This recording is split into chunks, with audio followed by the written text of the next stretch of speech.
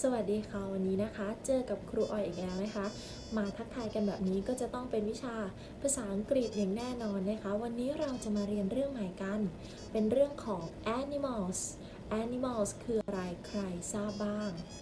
animals นะคะก็หมายถึงสัตว์วันนี้เราจะได้ไปเรียนรู้กันว่าสุนัขแมวปลาลิงหรือว่าสัตว์ต่างๆเนี่ยเขาเรียกว่าอะไรกันบ้างอยากจะเรียนหรือยังคะถ้าอยากแล้วไปกันเลย bird นก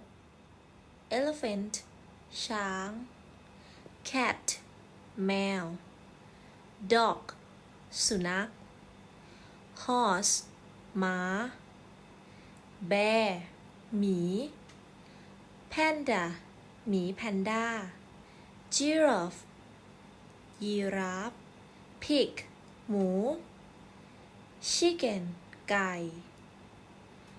cow วัว rabbit กระต่าย lion สิงโต monkey ลิง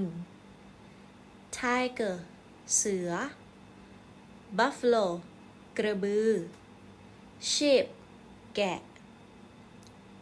goat แพะ tortoise เต่า duck เป็ด kangaroo จิงโจ้ deer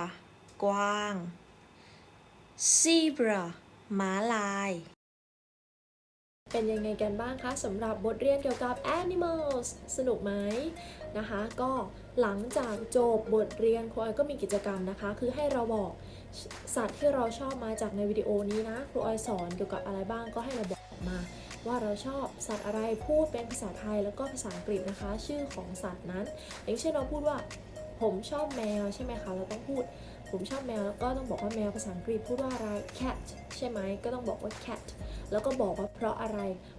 เนี่ยสามารถพูดเป็นภาษาไทยได้นะคะโอเคไว้เจอกันคลิปหน้าบ๊ายบาย